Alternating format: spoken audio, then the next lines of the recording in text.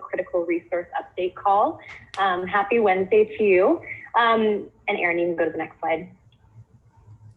We're always excited to bring new content to you every week, but this is a collaborative team effort, and it represents the diversity of rural Colorado, and it wouldn't happen without all of the folks that you see here. So that includes Startup Colorado, Colorado SBDC, our Northwest, Eastern, and Central Mountain regions, Grow SECO, OEdit, Ogallala Commons, and of course the Telluride Foundation. So a big thanks to all of the people that work tirelessly to bring these resource calls to you. Awesome. So just so everyone knows, this call has been pre-recorded. And so with that being said, we are going to play this entire recording for you today. And then on the back end of this call, we have two of our own experts, Kat Pappenbrock and then Erin McCuskey, who are going to be able to answer any questions that you might have from Nicole's presentation. And so we really encourage you, use that Q&A box, ask questions as we're going through this, and we'll make sure that we answer them. And if it's not something that we can answer, we'll make sure to get that question to Nicole today so that we can get that answered for you. You can also, if you're on YouTube, you can also put your questions in the YouTube comments for follow-up as well.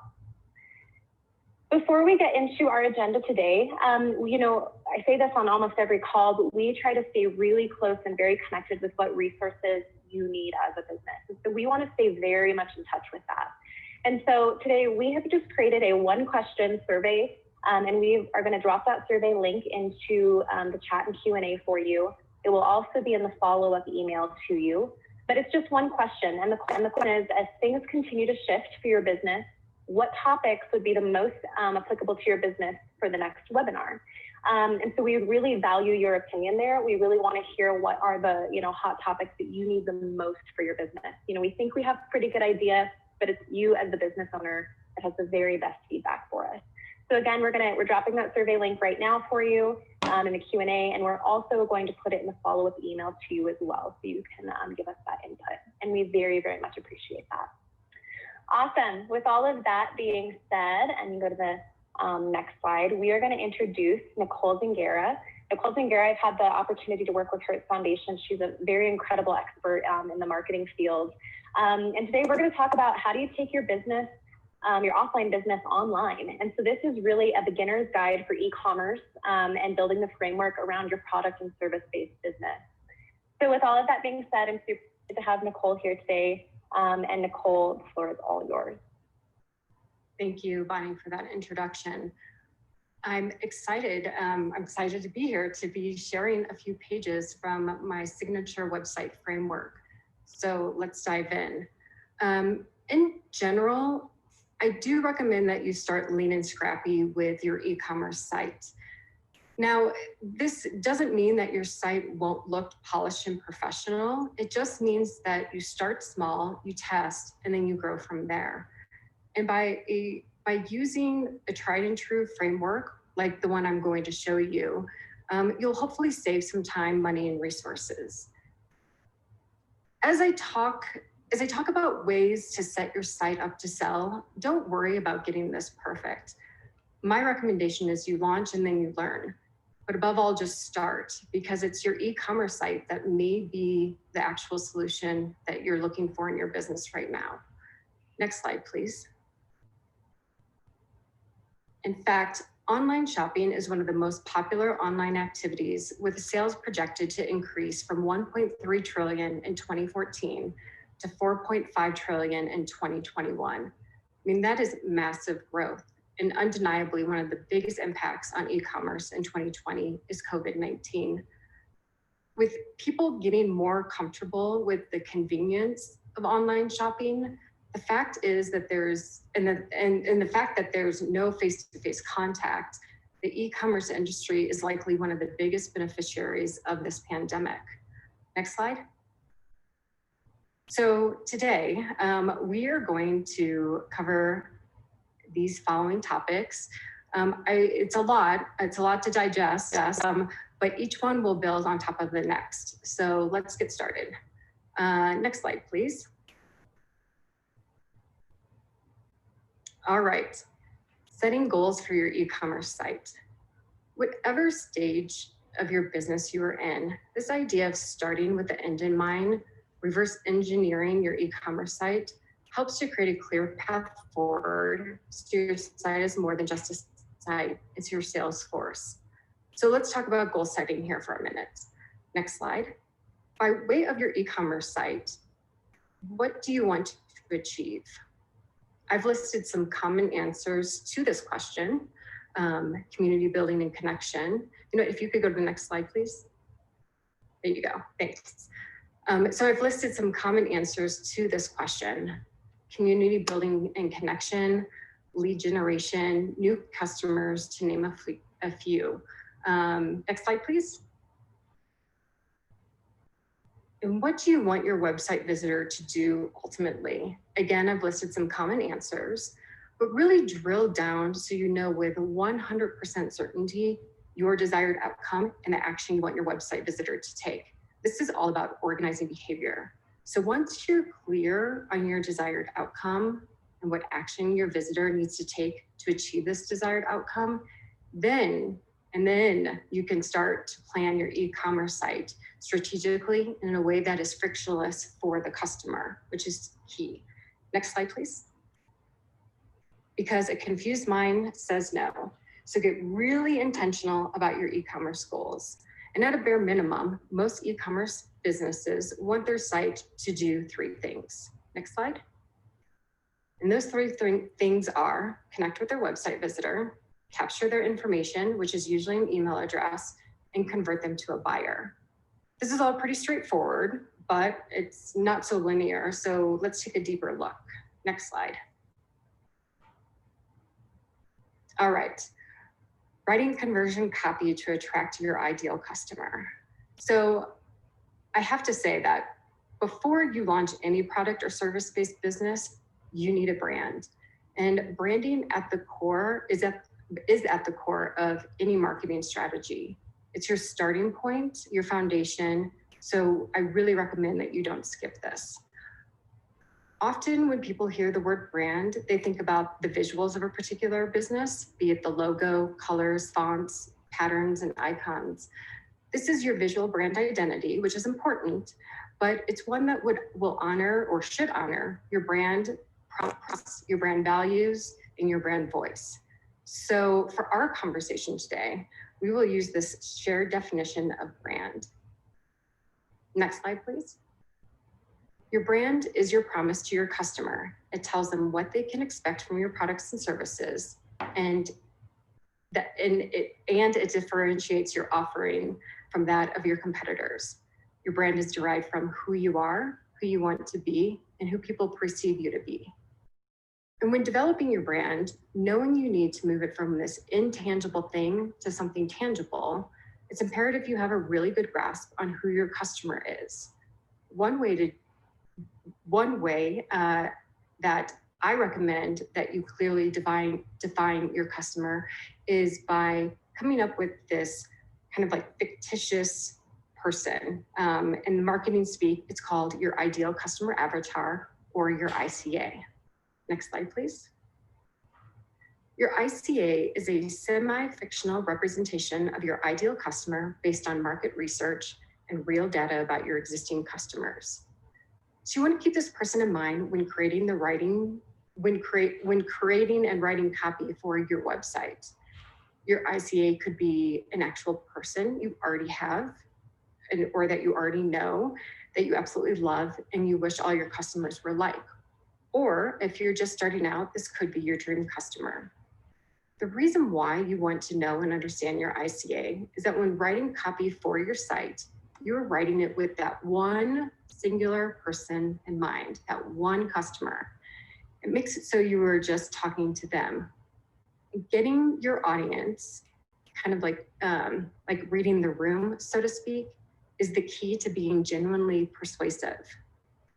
Now, some of you may actually have 2 very distinct ICAs. This happens a lot. In this instance, I would recommend the doorway method.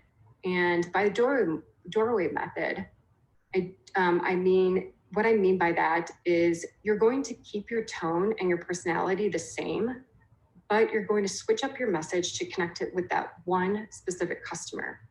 So again, let's say you have 2 ICAs.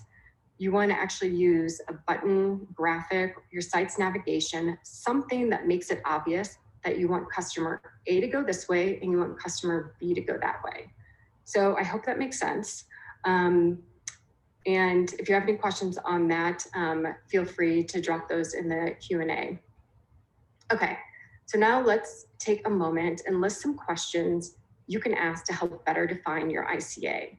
And then on your own time, I recommend that you take these questions and you run through this exercise.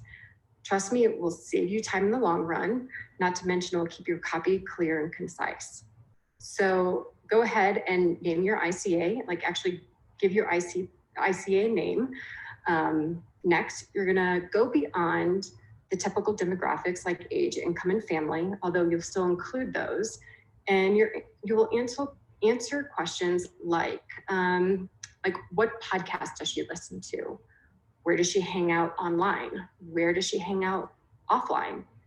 This may sound like superficial information, which it kind of is, but how someone spends their time,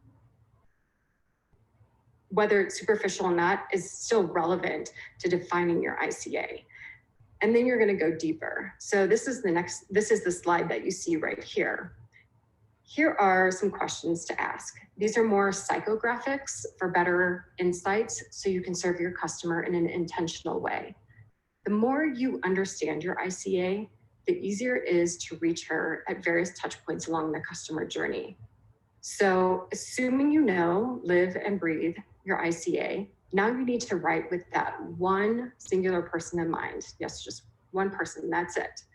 For those that are worried about alienating other potential customers, don't worry about it. It really is okay because your product and service is not for everyone. Your goal is to hyper-focus on that one buyer. Nail a target audience and then grow from there. No one says that you have to stay in the same market, but you do need to start somewhere. So how do you know what to write so your customer feels connected to your brand and engages with it? How do you cultivate this authentic brand voice that sounds like you and sounds like your ICA? The simple answer is this. Enter the conversations your prospects are already having with themselves, with their friends, with their family. This isn't about you. This is about your customer. So find the words your customer is already using and write that.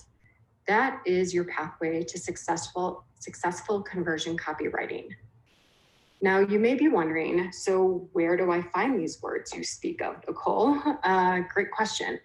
The short answer is the words won't come from you. The words, the copy, that comes from the voice of customer data.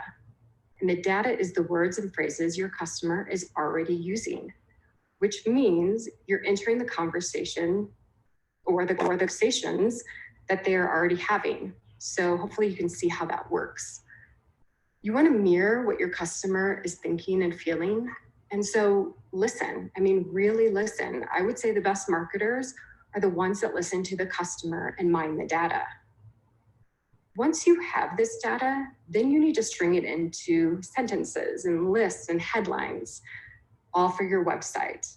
The cool part is the data that you've gathered will get you pretty far in the writing process, not to mention it will help differentiate your brand in the marketplace. And just because you use VOC data doesn't mean your personality, your brand's personality won't shine through. In fact, it should. So once you've gathered your voice of customer data, you're just gonna write. You're gonna write a first draft, which will be the worst draft, which is why it's called the first draft. And that's okay. Just keep writing. I was given this advice not too long ago to write rude. Like, you don't care if you hurt someone's feelings. Just write like no one's ever going to see what you were writing. Just get it all out there. And then next slide. Okay, so here I've listed on the next slide, or at least, you know what, it's actually the next two slides, some gold mines for voice of customer data. Spaces where your ideal customer uses to describe her challenges, her objections, wishes, and wants. So we can, let's go to the next slide, please. And here's other spaces, and I'm gonna tackle a couple of these. Okay, so what I mean by book reviews is not the reviews the authors sought out, but the reviews of real people who read the book that is specific to your industry. They represent the person who might buy your product or service. I actually use this to write some of my copy for a landing page. And I just simply went to Amazon and looked at book reviews on digital marketing and was able to mine a lot of voice of customer data from those customer reviews.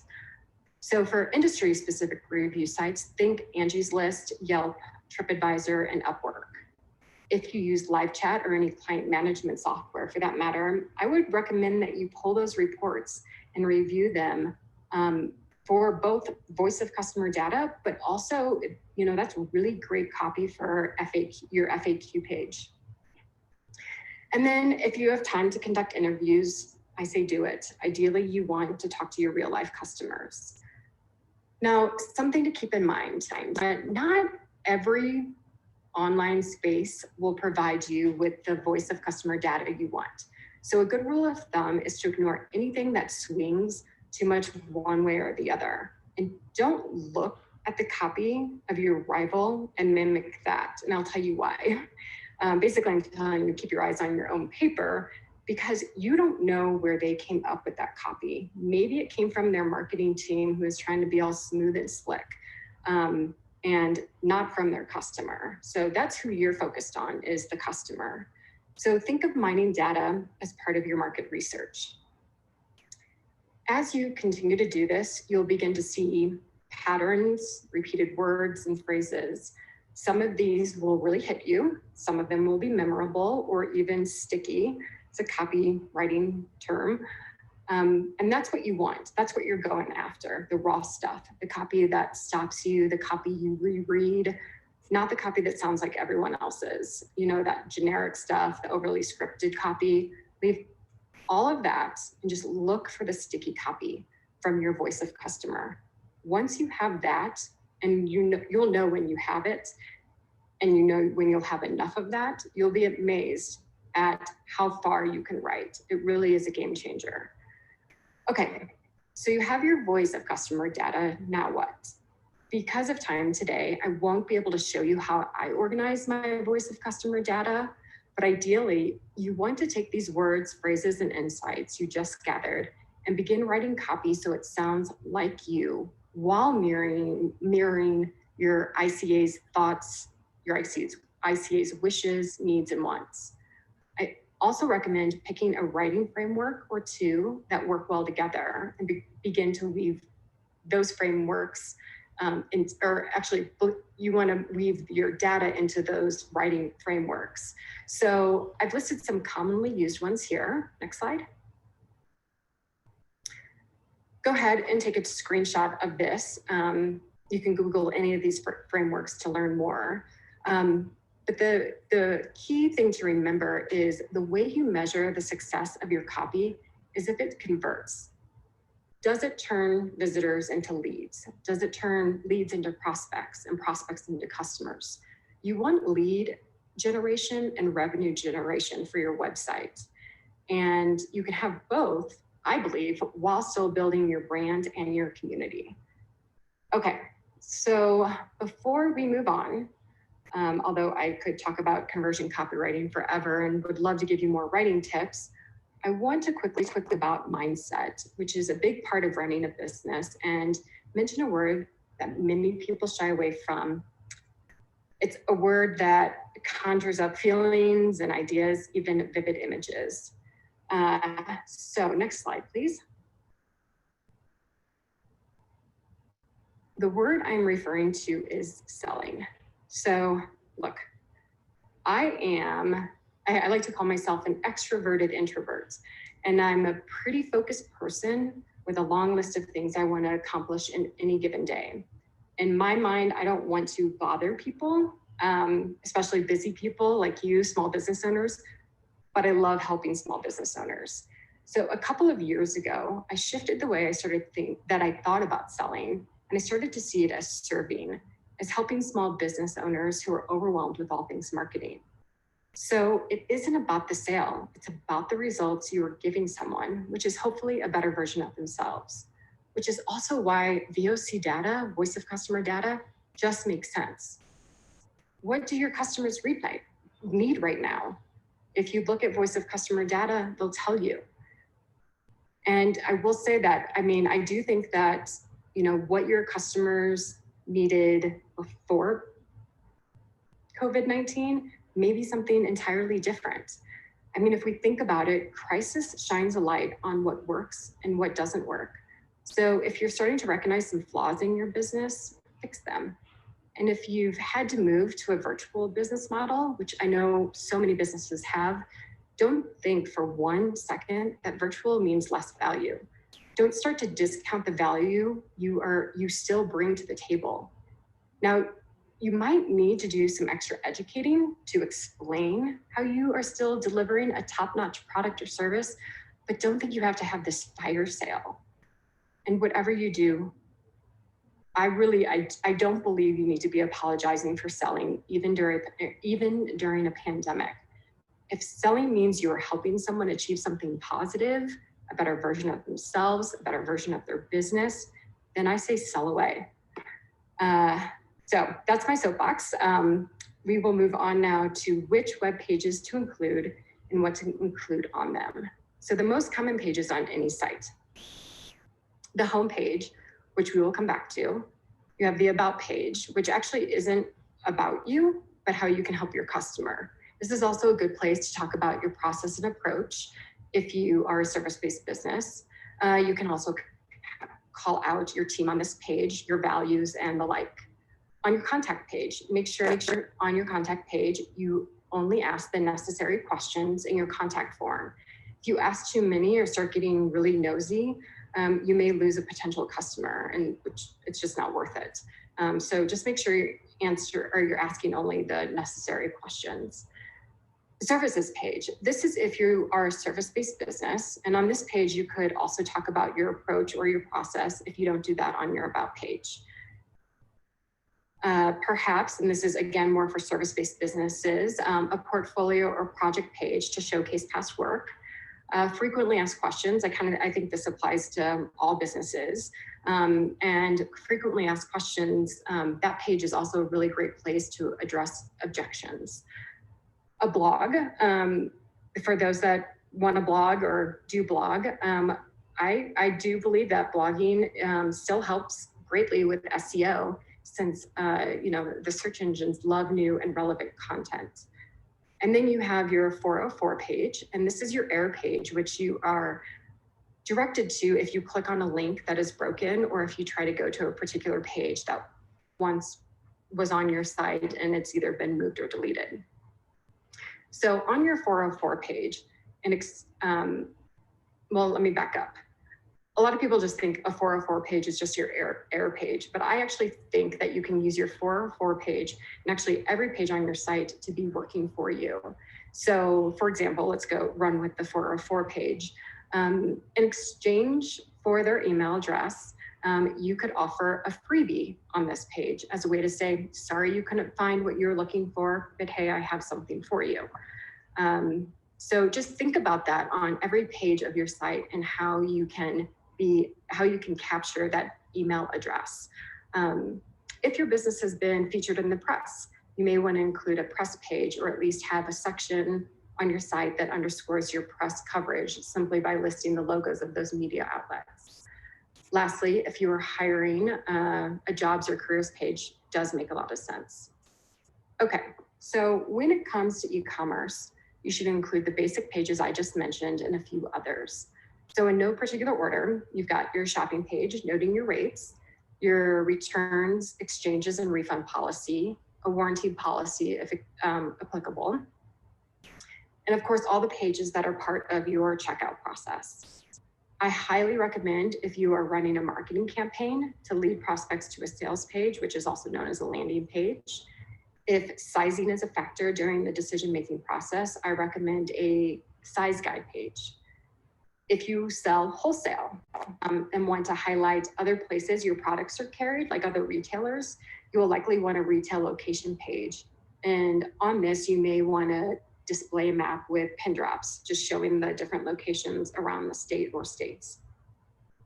And of course, you'll want to collect, or you'll want a collection and product pages.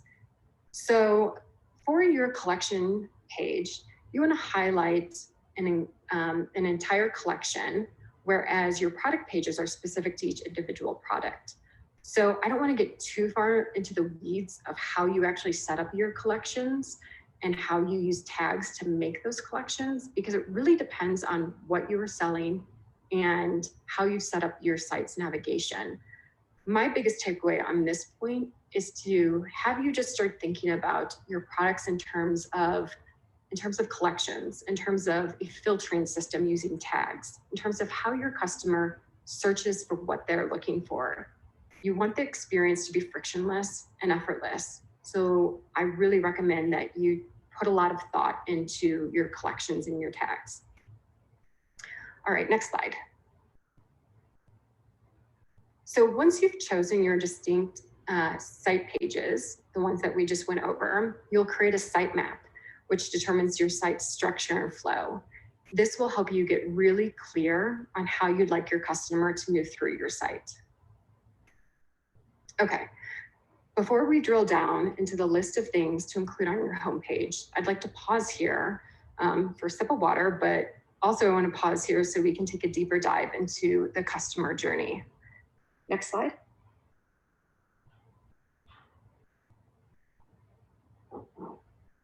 All right, so for purposes today, we will use a 4-part customer journey flowchart, focusing mainly on awareness phase 1 and consideration phase 2. I mean, it really, you may see different flowcharts or different customer journey charts.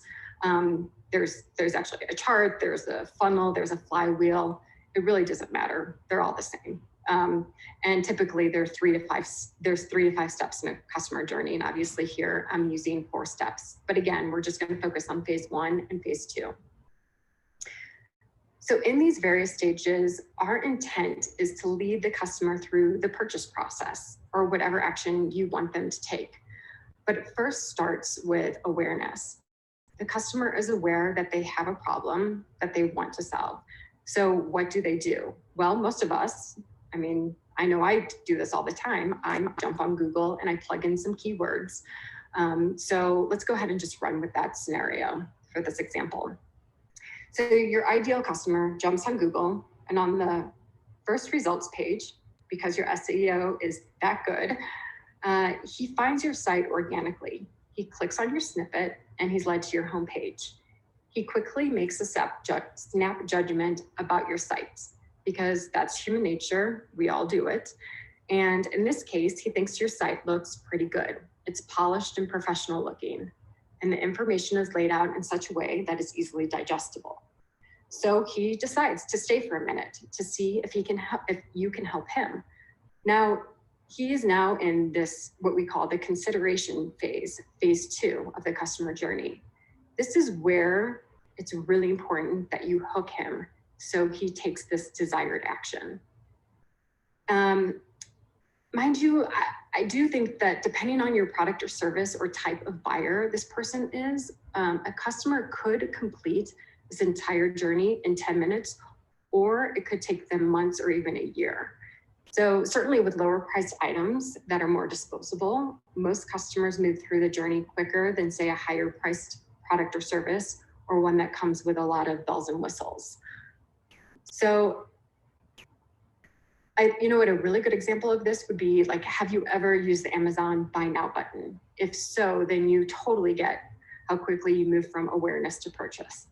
So if you ever visited a website, here's another example many times over. I've done this myself and compared their product or service to other similar products or services, requested a demo, chatted with their salesperson. Obviously, that's a longer customer journey. So how do you get them to linger on your site to learn more so they eventually take an action?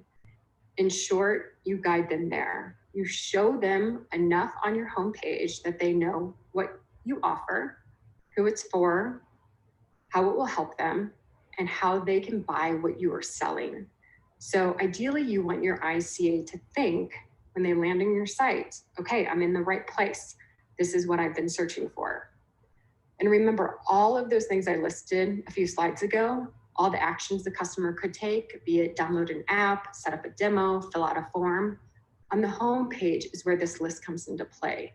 So what action do you want your customer to take? Guide them. And after that action, what should they do? You need to guide them. And after that action, I mean, it's like step by step. You want to have your homepage tell a story and really think through your homepage funnel, because you don't want this one-time customer. You want a lifelong customer, and one that you've delighted from the get-go, from the moment that they landed on your site.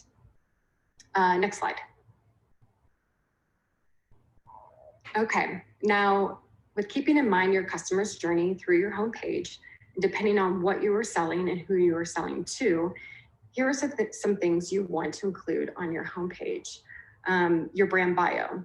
This should be above the fold, which means it's at the top of your site. It's the first thing that you see, and that's usually paired with a high quality image.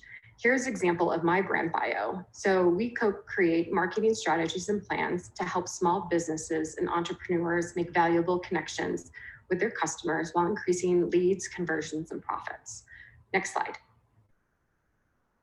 So what I recommend you doing is take this fill in the blank example you see on your screen and then come up with your own brand bio and put it at the top of your site.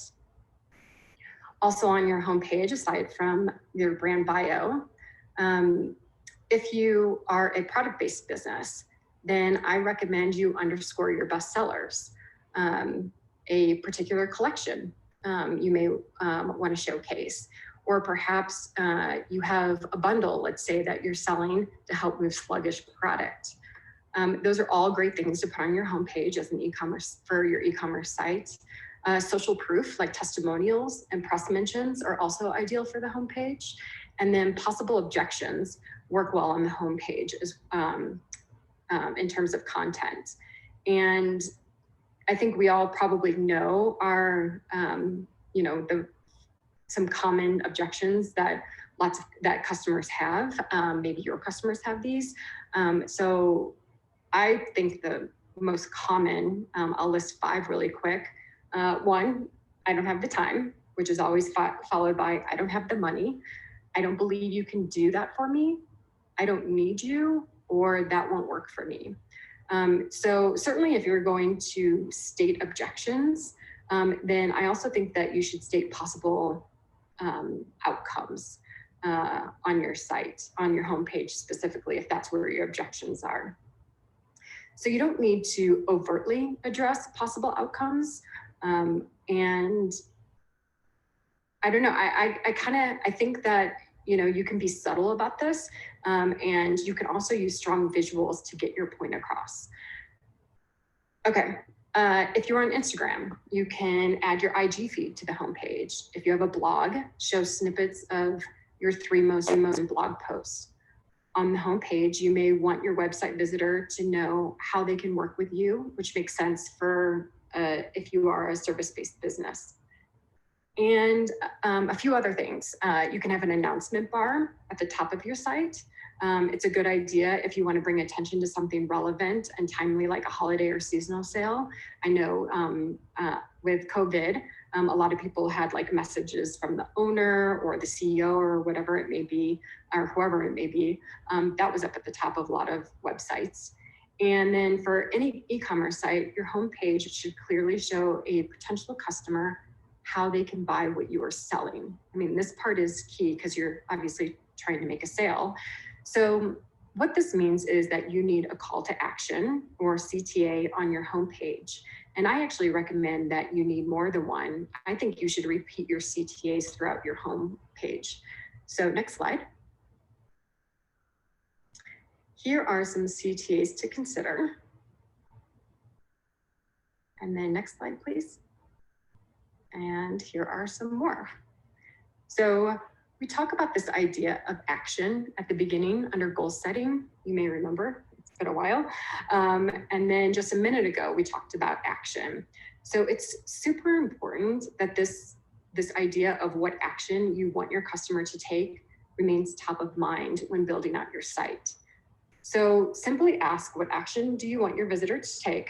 And then that's your CTA. So just make sure that if your visitor clicks on that button, that CTA, like for example, if it says schedule a demo, make sure that they are actually brought directly to a page where they can schedule a demo. Like, keep it easy peasy.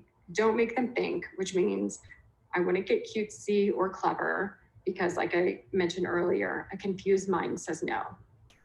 So to wrap up the homepage, keep your copy blocks short, simple, scannable, and ways you can do that and help break things up is by design, fonts, and colors, which also help show like a hierarchy of importance on your homepage. Okay, I'm going to take a second here to speak to those who are selling something that isn't trying to solve a problem or a pain point, since I've talked a lot about those. I mean, taking the approach of solving a problem is a pretty popular framework for writing. So hear me out for those that aren't trying to solve this obvious problem. Just because you aren't solving a problem doesn't mean that you aren't filling a gap or a need, or that a particular pain point or desire isn't somewhere deep down in your customer. So, I mean, after all, we are selling to humans, so we all have emotion and feeling.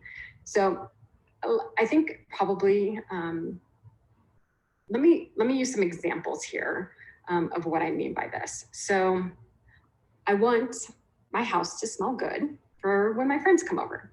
So I think I'll buy some flowers. I want to show the world that I have good taste and fashion sense. I'm going to buy that top. The walls in my house are bare. I want to fill them with beautiful art, something that's a conversation piece or a conversation starter. I think I'll buy some art to do just that. So these aren't problems to be solved per se.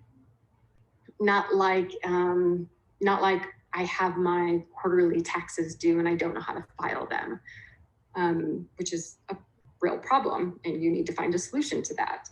So how do you write copy if you aren't selling a solution to an obvious problem, like say, filing your taxes or poor eyesight? Well, first, you don't need to overtly address someone's fears, problems, or objections, but you do want to know them so you can address them subtly. So say you are a restaurant owner, and when you do your voice of customer data mining, you read reviews, let's say on Yelp or TripAdvisor, where people say your product is pricey. On your website, you don't need to say, our menu prices are high because of X, Y, and Z. Instead, you say, we ethically source all of our products from local farms, delivered fresh and daily. We use only organic, non-GMO ingredients, and so on and so on.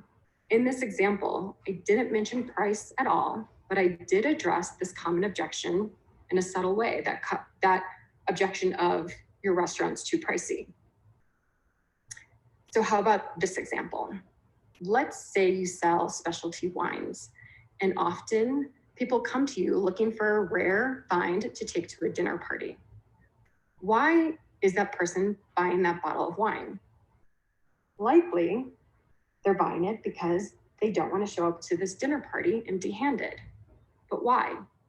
Well, they're afraid of looking rude, let's say. Well, why? They're afraid of being judged. Why? They're afraid of being disliked. But nowhere in your copy are you going to say, buy her wine so you aren't disliked by everyone at the dinner party. But you could say, we carry a curated selection of wine that will make you a hit at the next dinner party. So I guess to just jump to the punchline here, your customer has pain. It may be surface pain or deeper pain that you can uncover by peeling back the layers and asking why and why and why, like I just did in that example. My recommendation is to know the surface pain and know the deeper pain and address both. So with that, let's go to the next slide. Okay, so one more thing worth noting, if you have a site already, and even if you don't have a site, this is a really good tip to follow. Look to see if you use the personal pronouns us, we, I, more than you use the word you. If you do that, then I really recommend that you flip those words and replace them with you, meaning you, the customer, because this isn't about you, the business owner. It is about your customer, and it's because of your customer that you have a business and that what you're doing isn't a hobby. So your customer is the star, not you. So just remember that when you're writing. Okay, moving on, next slide. All websites should also include a lead magnet so you can capture email addresses. Often you see those on websites either as an inline form, meaning it's like part of the page, or as a pop-up, which pop-ups do work. So email marketing is one of the top acquisition tactics to use to convert browsers into buyers. So think of something special that you can offer someone in exchange for their email address, because that's the information that you do want to capture. I do recommend that you don't right out of the gate offer a discount. So let's run with some examples that aren't a discount. If you were a wedding photographer, you could give away a freebie with the top 10 places to take your engagement photos. If you are a restaurant, it could be a non-proprietary recipe for a sauce or something similar. If you are a retailer who sells kids' clothes, perhaps it's a top 20 list of things to do with your kids in your particular city or town. Another really popular lead magnet is quizzes, and software as a tool is also really popular as a lead magnet. So no matter what you do, I definitely recommend that you don't leave the digital space without asking for your customers or your potential customers' email address, because the fortune is really in the follow-up. And the way you follow up is naturally with an email address or an email. Okay, so one overlooked section on most websites is the footer. Every single link on your footer is analyzed for SEO ranking. So it's really important that you give this section of your site some attention. If your business is on social sites, I definitely recommend that you link to those in your footer too. And if location matters to your business, then make sure you call that out in your footer. Also, this is a place where you need to include links into being compliant with various rules and regs. And this is links to your policies, be it your cookie policy, your terms of service policy, affiliate policy, privacy policy, any policy you can think of that you would need on your website. Typically that they're linked in your footer. I've used a couple of free policy generators in the past. The one that I'm using on my site is called websitepolicies.com. But obviously when in doubt, consult your lawyer. Okay, next slide, please. All right, so what makes a good product description? I'll show you 3 examples of brands who nailed it by bringing their customer into a story, making it relatable, and spicing it up a bit. So let's take a look at the first one. Next slide. Okay, for J. Crew. J. Crew's stretchy toothpick jean in true black. Their product description reads, your search for the perfect black jean ends here. Our skinniest style, the toothpick is lean, cropped, and a little bit sexy. And it's the pair we're most likely to tear our closet apart for. And then it just continues on. Here's another example. Next slide.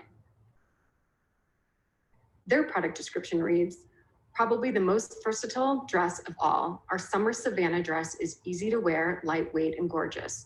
Made out of a lightweight crinkle cotton, this dress wears and washes easily and can be worn to a party or the park.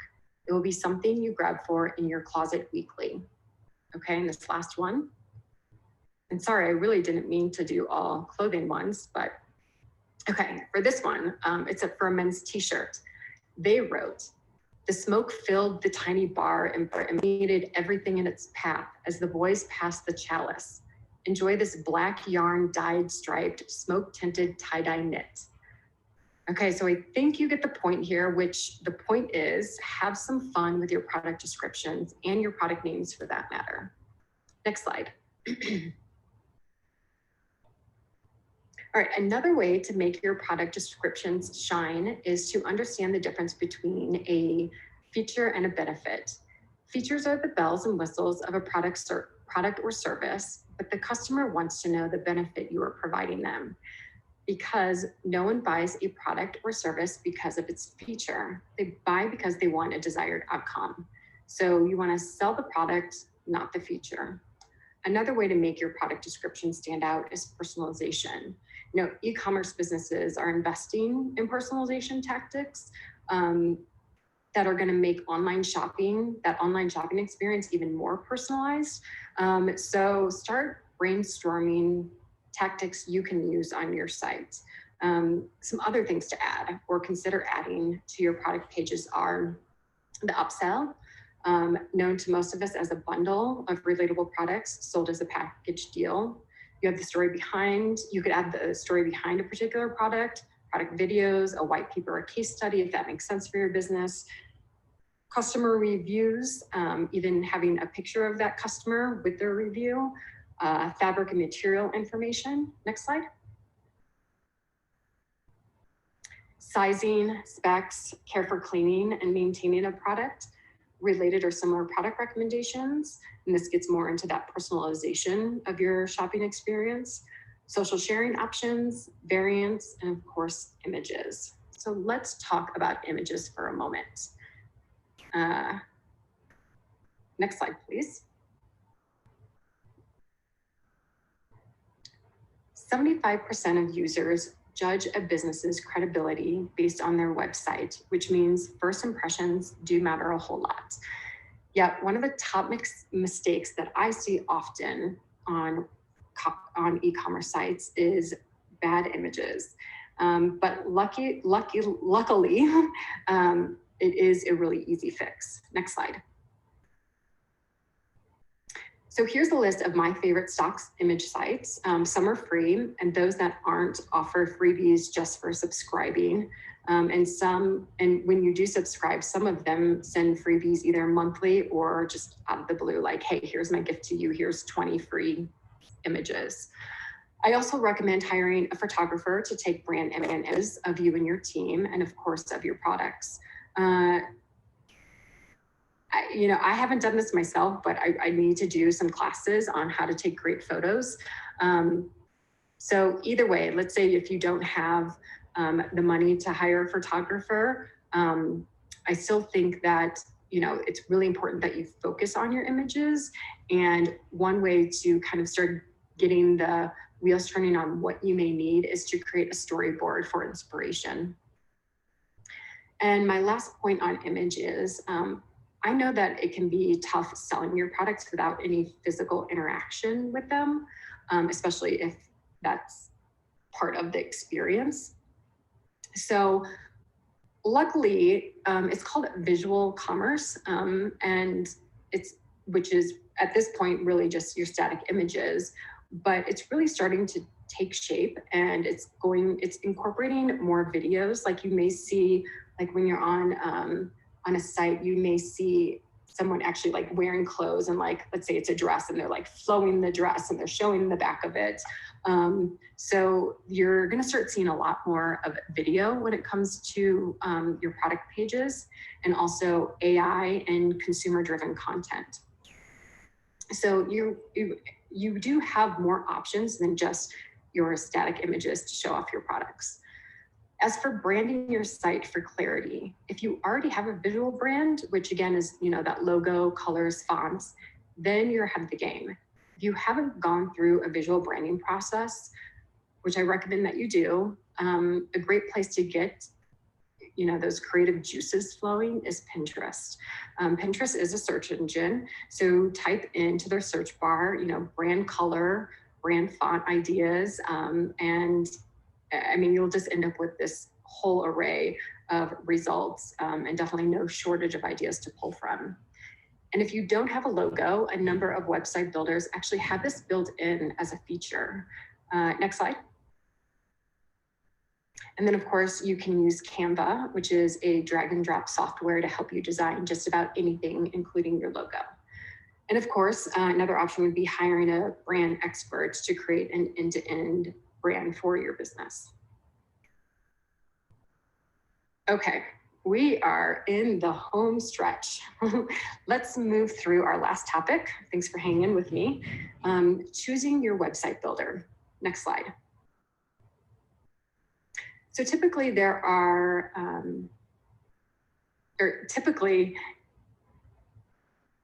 most businesses, and I think just because people get excited about starting here because it's the visual, but typically most people start by choosing their website builder. I don't want you to do that. Instead, I want you to take the framework that I've laid out for you and put it to work, because it actually does work and it will save you so much time and resources. Next slide. So here are the top 10 website builders according to HubSpot. And for our discussion, we are going to zero in on the top row. So full transparency, I am a Shopify partner. I do prefer this platform over the others. And I'm definitely not the only one. There are more than 1.2 million people actively using the back end of Shopify, because it's an all-in-one solution for website creation and shopping cart software. It also supports third-party marketplaces, social media selling, and in-person sales with its POS software. Next on the list is WooCommerce. So WooCommerce isn't an all-in-one e-commerce solution, but if you already have a WordPress website, you can add e-commerce functionality by installing the WooCommerce plugin. It's fully customizable, which allows you to sell products, subscriptions, and memberships. It integrates with popular payment platforms, and it has other extensions for things like printing, shipping labels.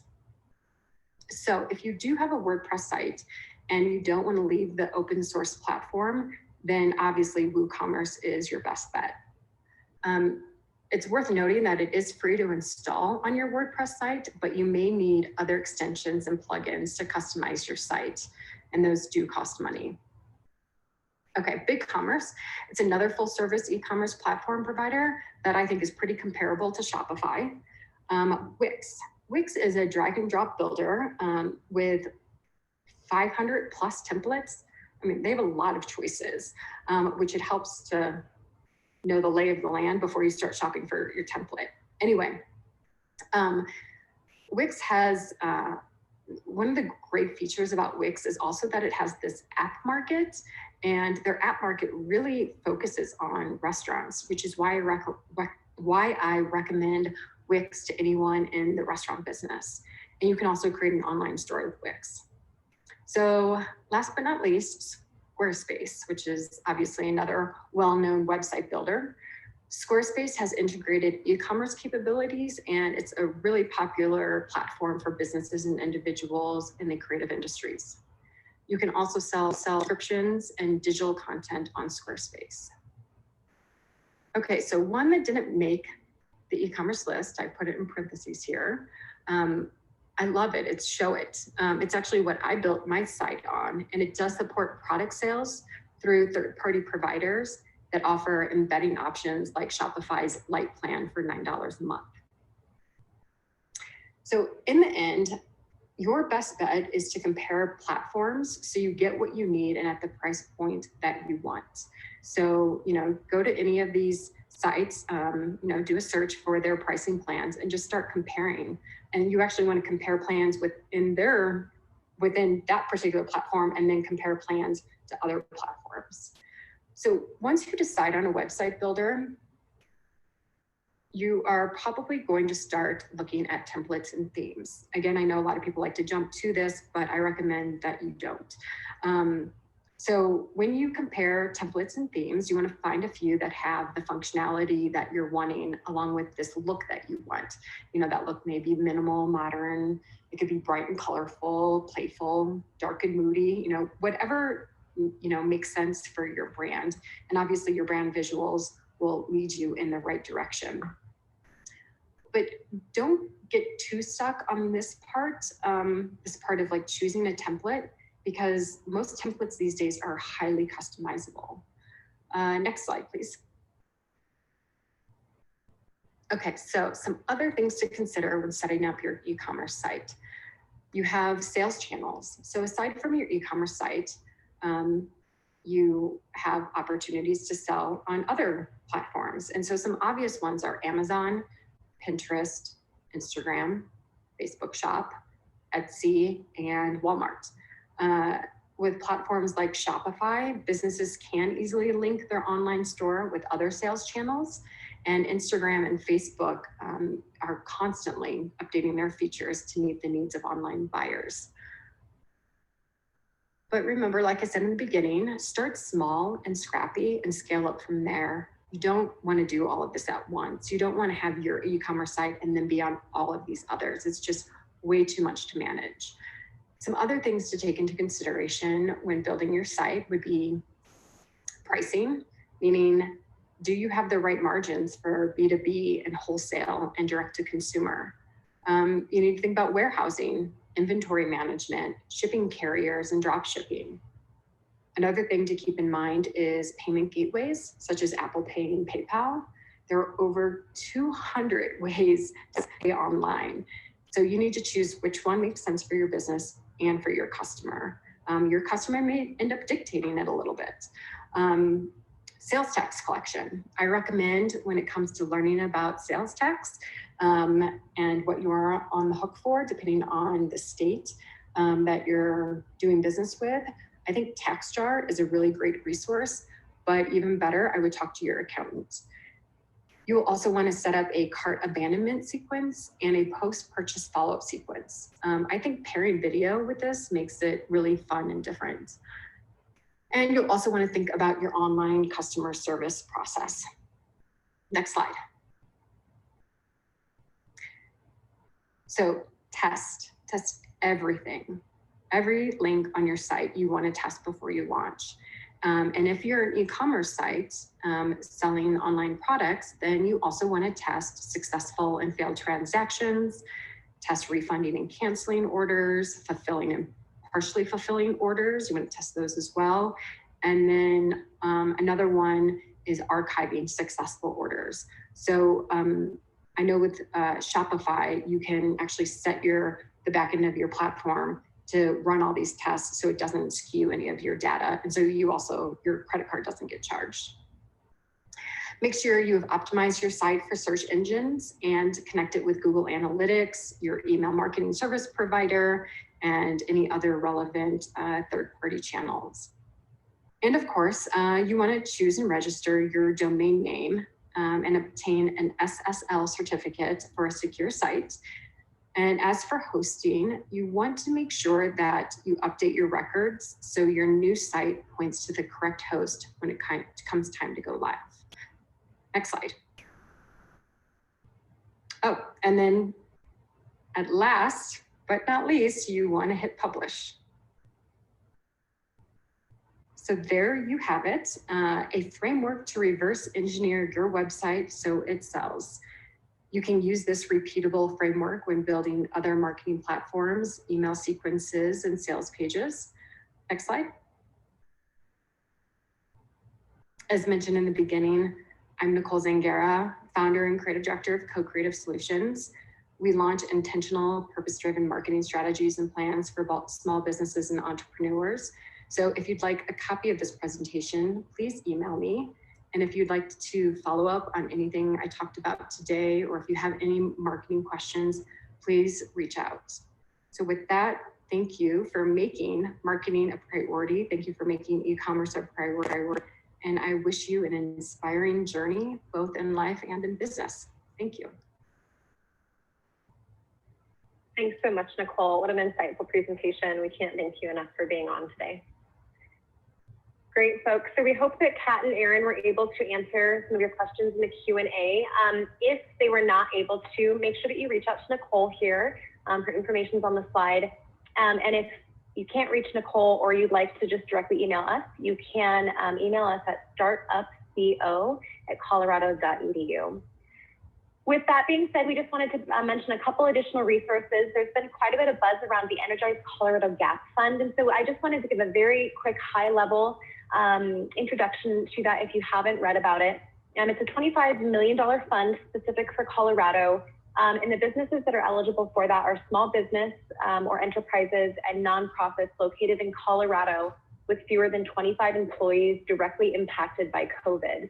So businesses can apply for up to $35,000 in funding, and that includes $15,000 in grant funding and $20,000 in loan funding, excuse me. And so to apply for this, you do have to prove a net loss, and that net loss has to be proved from March 1st to your application date. And the underwriters will determine how much money is awarded to you given that net loss. But keep in mind that the first $15,000 of the money will be grant money. So just something to keep in mind, because we do hear that businesses are always looking for that grant funding. Keep in mind with the GAP Fund, Energize Colorado was created to identify gaps in the system. And so there is application priority, and that priority will be given to small businesses and nonprofits who are majority owned by Black, Indigenous, people of color, veterans, or women owned, a business that is in a rural area with a population of less than 50,000 people, or in a tourism sector, or a business with limited to no access to capital financing or any other kind of federal, state, or local grants. In the follow-up email, I'm going to drop a very helpful FAQ video that's going to answer a lot of the questions that you may have about this.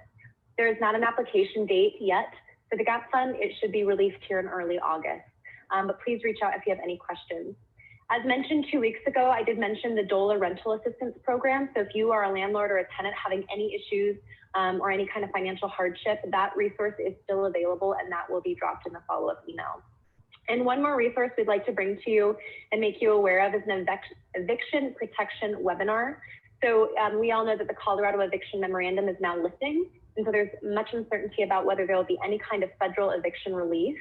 And so many small businesses are really bracing for what's going to come next. So ColoradoCovidRelief.org is really pleased to announce that Mark Williams and Rebecca Fisher with Sherman and Howard will be hosting a webinar on August 6th at 1 p.m. Mountain Time to provide practical advice on how small business tenants can work through these lease issues and eviction-related concerns. So again, that will be in the follow-up email. As always, if you have more questions for us, concerns, comments, anything like that, please reach out at startupco@colorado.edu. And for all of the resources discussed today, all of the recordings, all of the presentations, the slides, you can always visit northwestsbdc.org or TellurideFoundation.org. And as always, if you're on YouTube, you can always visit Choose Colorado for all of our recordings. With all of that being said, I'm Bonnie Watson. It's nice to see you, Colorado. Until next time, bye-bye.